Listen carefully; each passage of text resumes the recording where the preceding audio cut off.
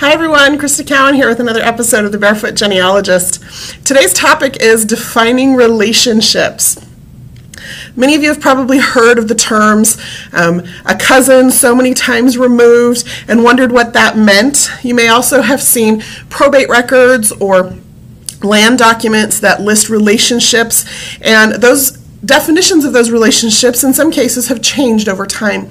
So today we're going to talk about just some basic definitions of relationships and then where you can go in either Family Tree Maker or your online tree to figure out exactly what your relationship is to another person in your tree.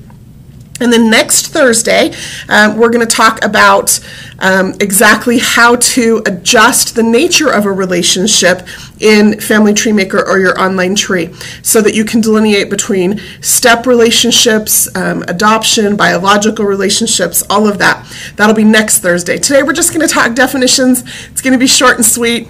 And as always, if you have questions, you can stick around afterwards. I'll be on chat if you're watching this live, or post a comment on our YouTube channel under the video, and I do monitor those and can respond as needed. So let's dive in.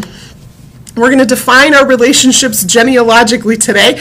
We're going to start with something that most of you are probably pretty familiar with, which is step relationships. So stepchildren are simply the children of a spouse by a former marriage, particularly one who has not been adopted by the step parent.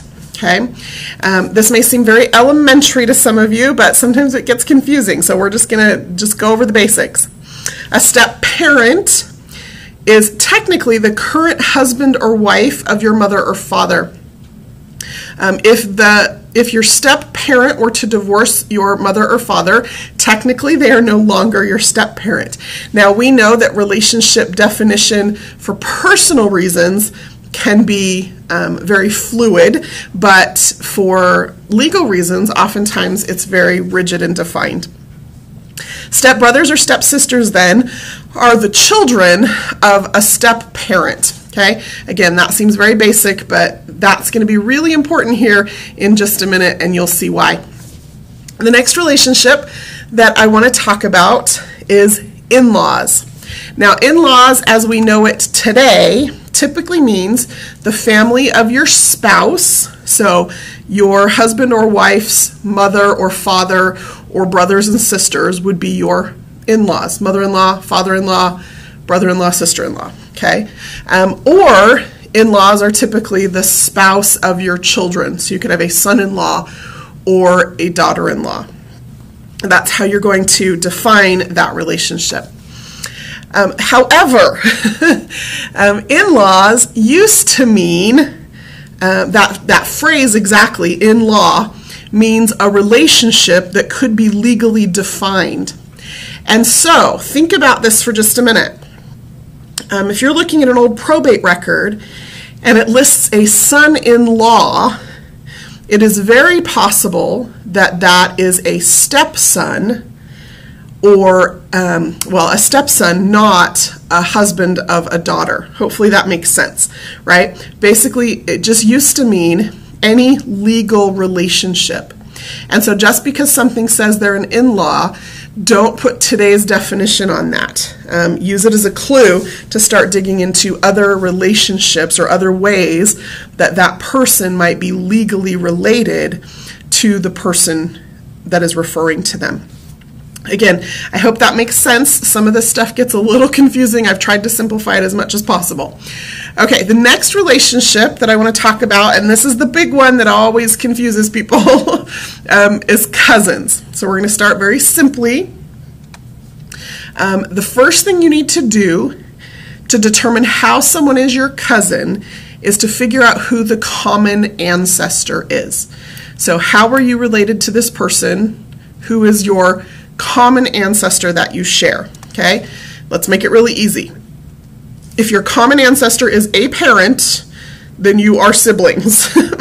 Notice that is singular. You only have to have one parent in common to be a sibling. Now, in today's vernacular, we would term that a half-sibling if they don't share both parents. But legally, the definition is a single parent. Just like if if the common ancestor is a grandparent, you would be first cousins. Okay? And then you just move your way through the generations.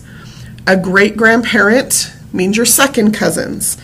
If you have a common great-great-grandparent, you're third cousins. Okay? And you could just keep going. A common great-great-great-grandparent makes you fourth cousins. Now, when you start getting way up there in the generations, the easiest way that I've found to remember this is take however many greats there are and add 1, right? So if it's a 2 times great-grandparent, it's a third cousin. If it's a 10 times great-grandparent, they're 11th cousins. That's how that works. Now, let's talk about removed for just a minute, okay? Removed means that the 2 people that you're comparing are in different generations, okay? So, let's say that I'm looking at somebody and our common relative is my great-grandparent. But that same great-grandparent is their grandparent. Okay? That means that they are my mother's first cousin because they share a grandparent. But they would be my first cousin once removed because we're in different generations. That person is in my mother's generation and I'm 1 generation down. That's how that works. And you can do that as far back as you need to go, right? So if I have let's get really crazy. If I have an 8 times great-grandparent who has a grandchild, okay, that means that I'm going to be that person's first cousin 7 times removed. Okay, so it's just how many different generations there are between you and that common ancestor. Okay, now here's where it gets even trickier. Cousin hasn't always meant the same thing. So we really strictly define it now based on the information I just shared with you. But cousin used to mean, and in some cases the way we use it, a close relative, right? A lot of times families lived in the same area for generations. And so you would know you were related to somebody, right? Maybe you're a kinsman of some kind, but you don't really know how. And so you would just say, oh, well, they're my cousin. And so we use that term and have used that term historically to mean different things. It might also, in some cases, just mean a friend, right? You might hear young kids today calling each other brothers or sisters, and if you've been on Facebook, you see sometimes they assign really weird or odd relationships to one another. That is not new. People sometimes have referred to close friends as family members. I have a close friend of my parents who I have always called my Aunt Valerie, even though she has no blood relationship to me at all. And so sometimes those terms are used as terms of endearment or as a means of defining that relationship as closer than biologically possible.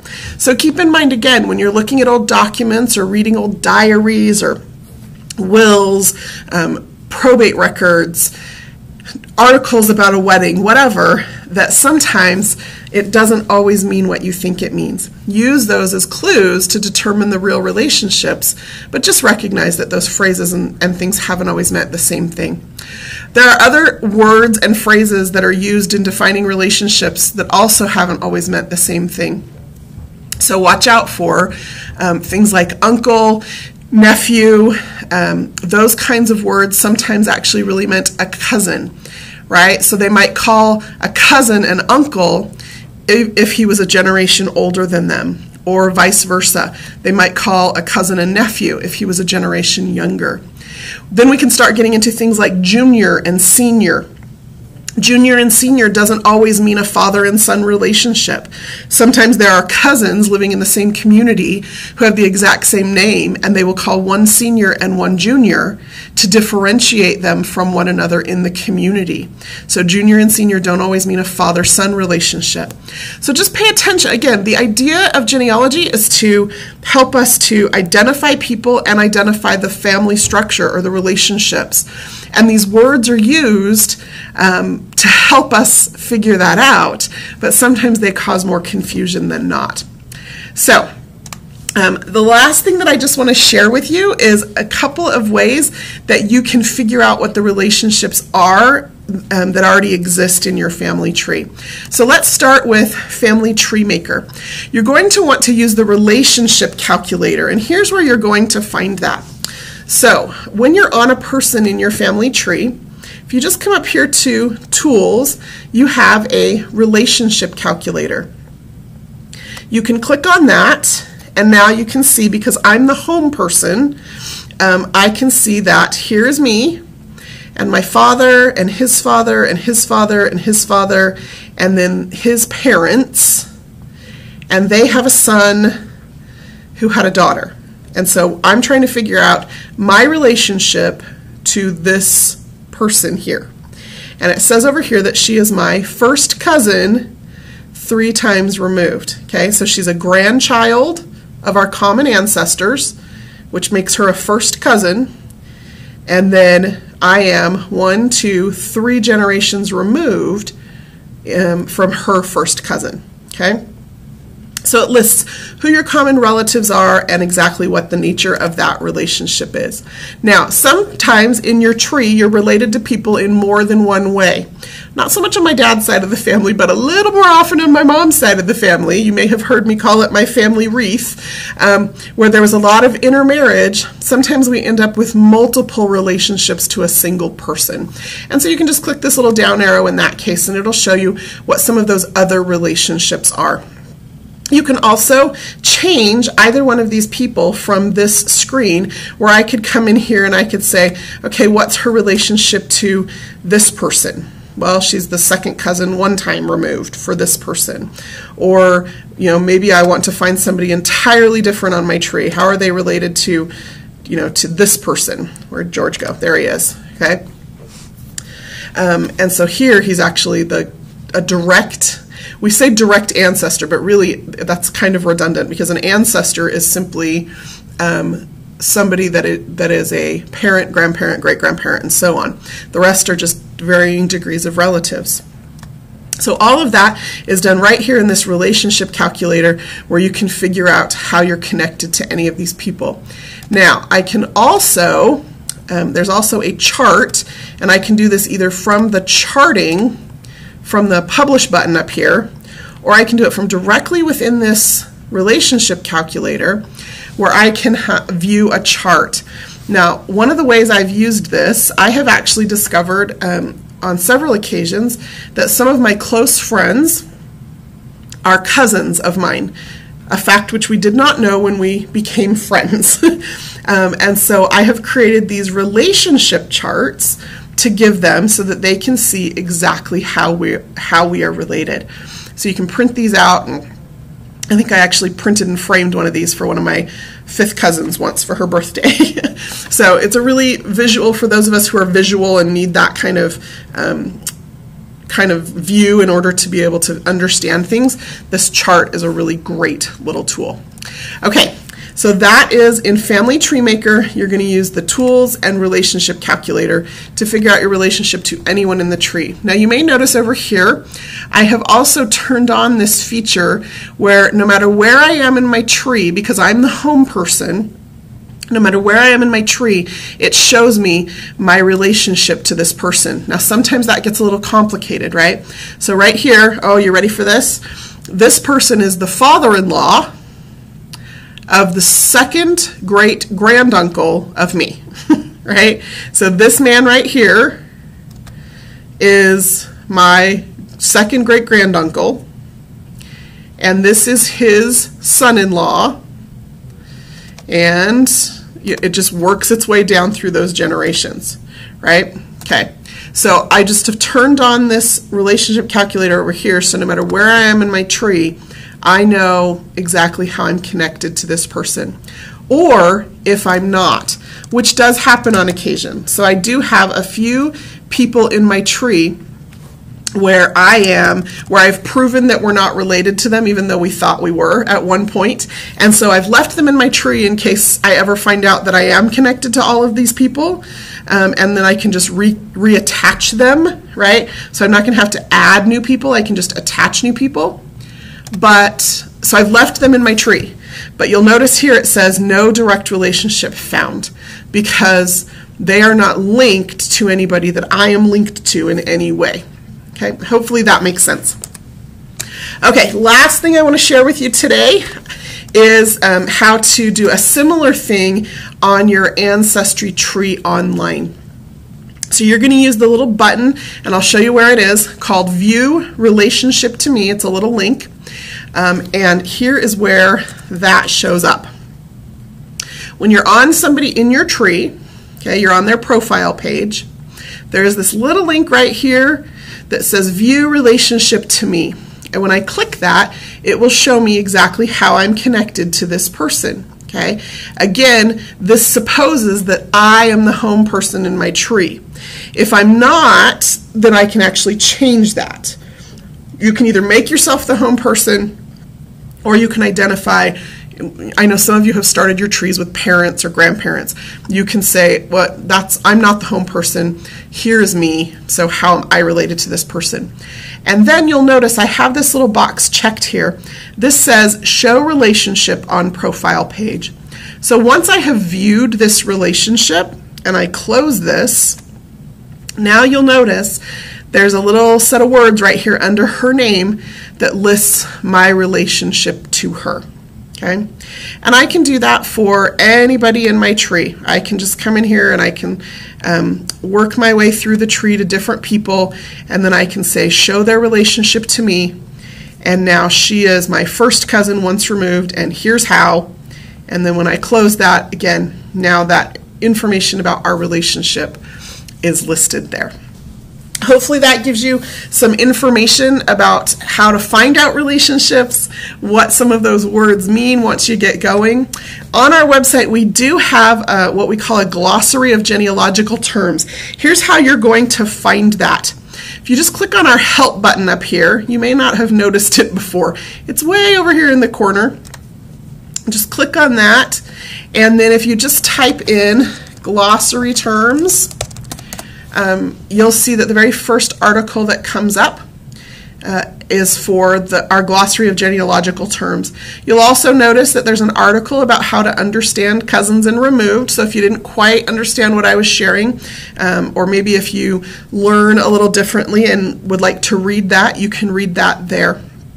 And then, of course, we have a glossary of foreign language terms. So once you start getting into records in French or German or Polish or wherever your family history takes you, you're going to need to know just some basics. You don't have to be able to read the language, but just some basics about what the words father and mother and son and daughter and all those other relationships terms, what those terms are in a particular language.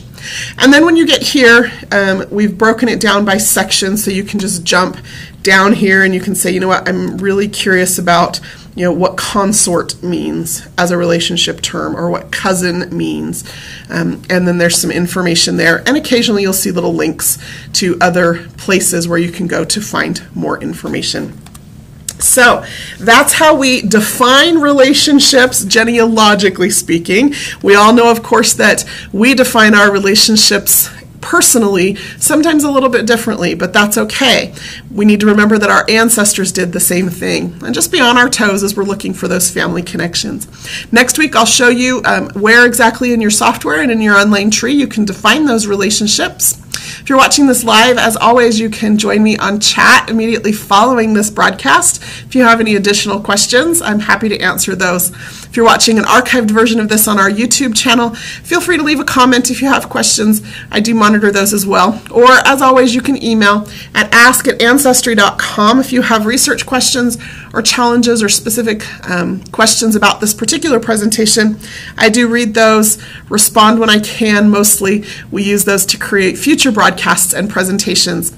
You can check our Facebook page, click on that Events tab to see the topics, dates, and times for our future live stream presentations, and I hope you'll join us again. Until next time, this is Crista Cowan. Have fun climbing your family tree.